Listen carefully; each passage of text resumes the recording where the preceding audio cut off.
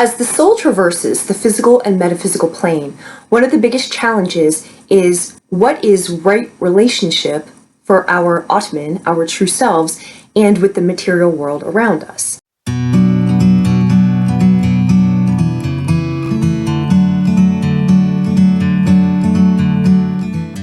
The lunar eclipse that took place this morning is in Anuradha Nakshatra. And so for the next 2 weeks, the eclipse energy is going to be in this nakshatra. So the way that I organize these videos is to tell you about the energy, because they will describe what type of conflict you can anticipate and the intentions behind what interactions you'll have. So I start with that, and then the second part of the video will be a highlight for your sign so that you can check on exactly where in your life and how in your life this might be affecting you. I do recommend that you watch your sun sign, your moon sign, and your rising sign. Every person reads differently, so if you're new to my channel, find out which of these works for you. I do these every new moon and full moon. So when the new moon cycles come around and the full moon cycles come around, you know which of the signs in these videos resonates most effectively for you.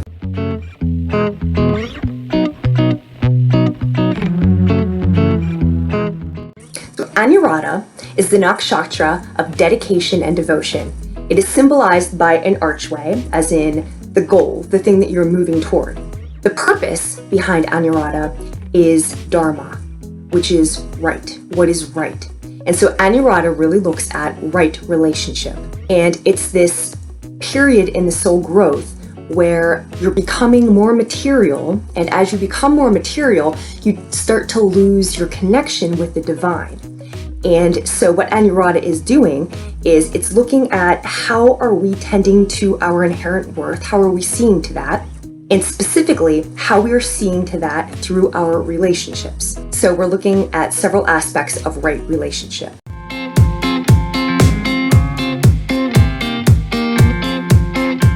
Anuradha Nakshatra is in the constellation of Scorpio. And one of the elements of Scorpio is deception. We're looking at what is your relationship with deception, or also what is hidden. So to illustrate, here are 2 Anuradha natives. The first is an actor who plays in 2 major productions. One of them is Game of Thrones, in which he plays a person who is completely immersed in espionage. So he deals in secrets, and then in Downton Abbey, he's a newspaper man, and the same thing, he deals in secrets. So on a low end of Scorpio, it's a person who deals in worldly secrets. On the high end of Scorpio, another Anuradha ascendant is C.C. Zane, who was the person selected to write out the Brotherhood of Light, ancient hermetics, into student format so that people could access hidden knowledge, occult knowledge. So you see, what is hidden? Is it the secrets of the world that are used to manipulate people and gain power, or are they the secrets of occultism and spirituality to help people assist in humanity?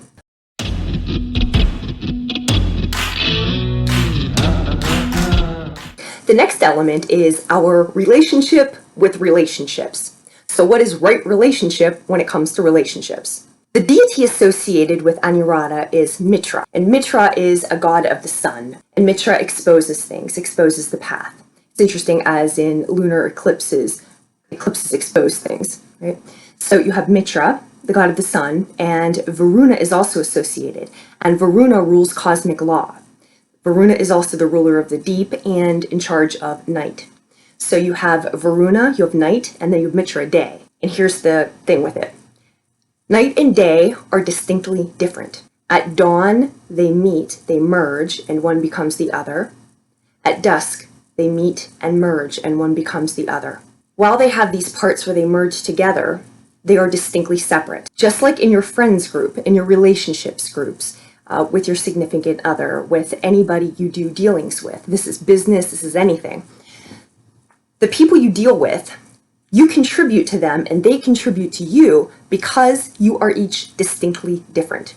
You bring some attributes to the relationship which enhance each other, but if you all brought the same attributes, it wouldn't really be a relationship, it would just be a continuation of yourself, you see? So you have to be separate, night and day, you have to be separate in order to be distinctive. And in order to have relationships that complement one another, you bring different features. So that's why you separate, develop yourself, and then come together. So while the deity Mitra is a union maker, the ruler of Anuradha is Saturn, boundaries.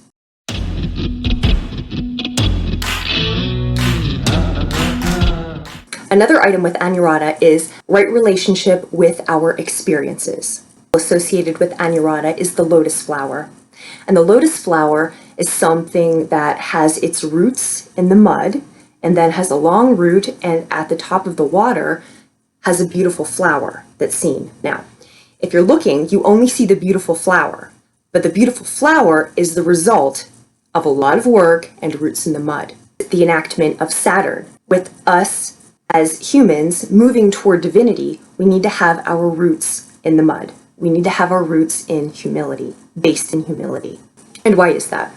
Well, did you ever grow from an experience that was not difficult? Did you ever have everything going well for you, and then at the end of it, you said, my God, I really am a new person because of that? Not necessarily. It doesn't really work like that. It's the humility, it's the circumstances, the life experience that cause us to be humble, that cause us to feel humility, that enable us to develop the spiritual fortitude to ascend.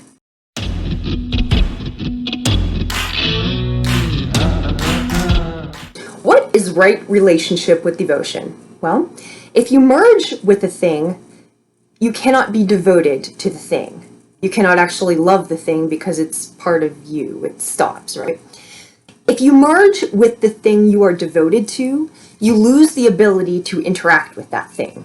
Anuradha is the power of devotion and worship, and it's about the coming together. You know, when you have an amazing meditation, or if you work with intuitive gifts, but these different ways that we contact the divine, these different ways that we contact parts of ourselves that aren't worldly parts of ourselves. That's a particular feeling that unless you've done it, you don't know what it's about. So you can't describe it to somebody because they don't know what it's about if they haven't done it. But if you're on this path, the difficulties with experiences, with people, with all of the troubles, when you have that connection, it makes it all worth it.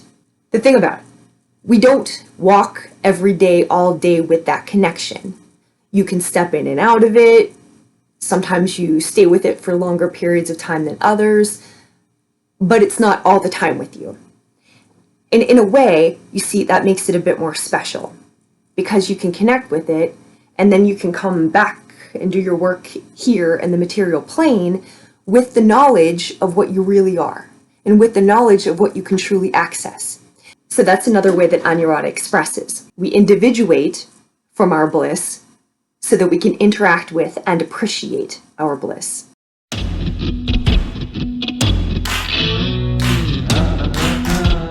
So the lessons of Anuradha are about aspiring toward our inherent worth and doing that through relationship and being devoted to something without losing ourselves in something. And another element of Anuradha is the idea of changing forms. As a soul, we come to the earth and we take a body, we incarnate, because through this incarnation, we have experiences, we have relationships, but we live so that we can grow and learn and evolve. And in the process of that, we have to shake off what our form was when it no longer serves our growth. So we take on a new form. Sometimes that comes in the form of physically a new appearance. Sometimes that comes in a new profession. Sometimes that comes in the form of different personality. Sometimes that comes in the form of different friends, of different groups. But where we are currently reflects what our growth has been to this point. And so when you take on a new form, it may be that you are entering a new phase of life.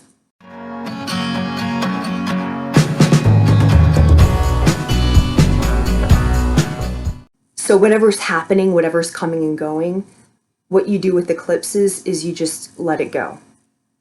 That's what you can do. It's happening. There's nothing you can do to stop it. It's happening. What you can do is control the way that you react to it. You can control how you're going to allow it into your life, whatever's happening, and how you're going to move into, with ease, the next phase.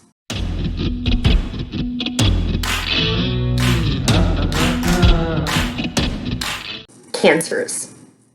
This is in your 5th house. So if you are a Cancer, Sun, Moon, or Rising, the eclipse is taking place in your 5th house. And this is the house of fun, pleasure, entertainment, creative endeavors, speculative gains, investment, publishing, love affairs.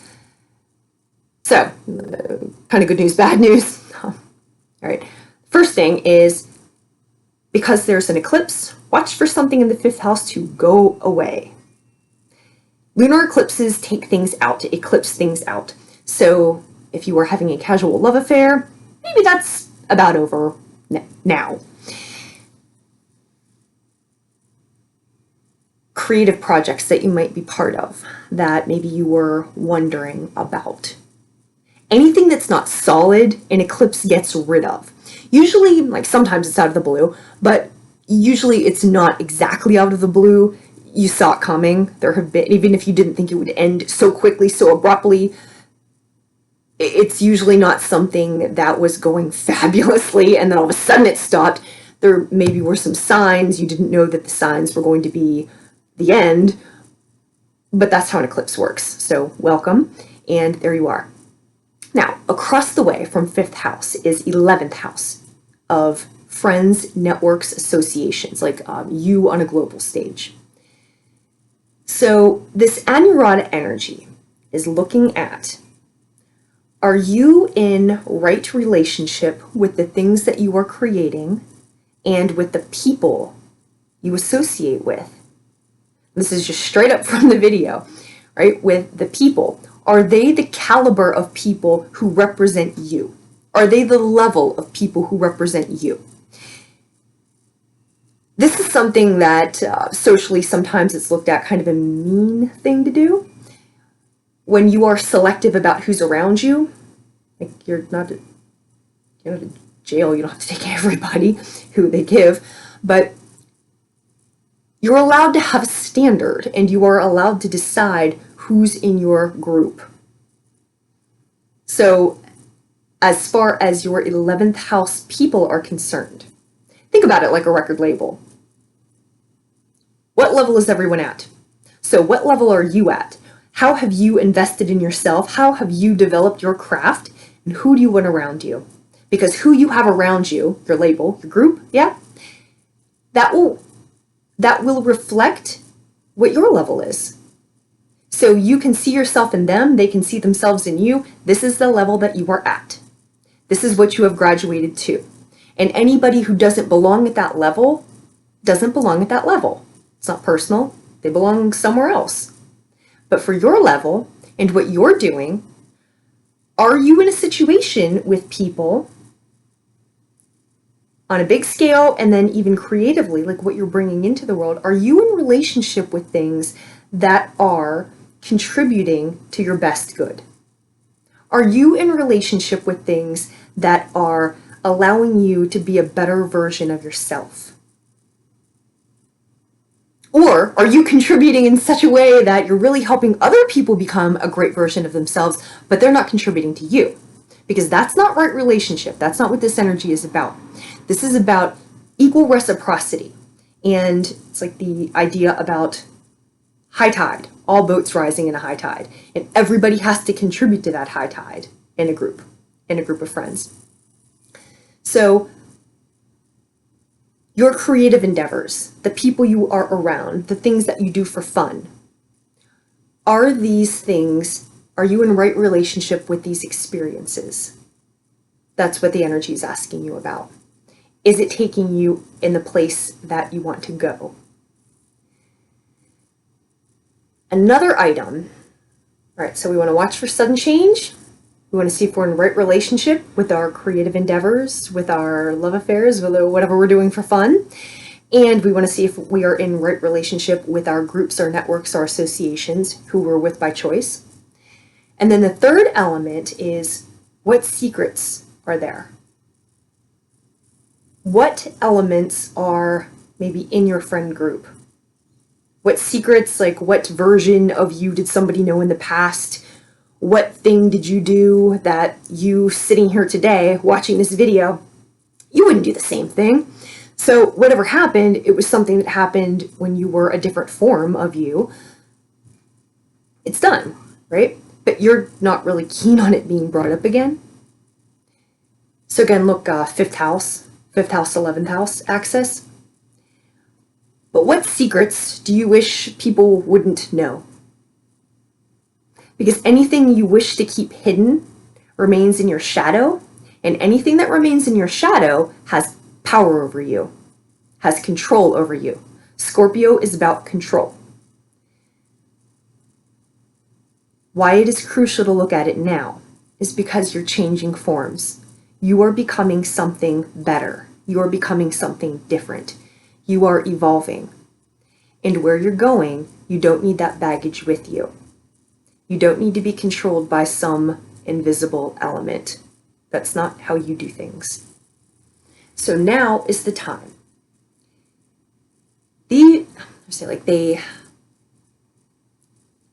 For the past few weeks, there's energy, right? Like a psychic field. And you may have had things from the past that are like, why did that memory come up? Or just like things kind of flashing before your eyes or jumping into your head that you're not thinking of, they're just arriving, they're just coming. So when I'm talking about secrets, you probably know what I'm talking about. Those things that you just wish wouldn't show their face again. It's okay now, they can't hurt you anymore. Now is the time, bring them up. You can write them out, you can do whatever you want with them, but release them. And you were not the same you now. You weren't the same you then. So you can forgive yourself for who you were then. If you want to. But you can forgive yourself. And you don't have to hold those things anymore. So stop letting the secrets have power over you. Release them, forgive yourself, and you step into your new form.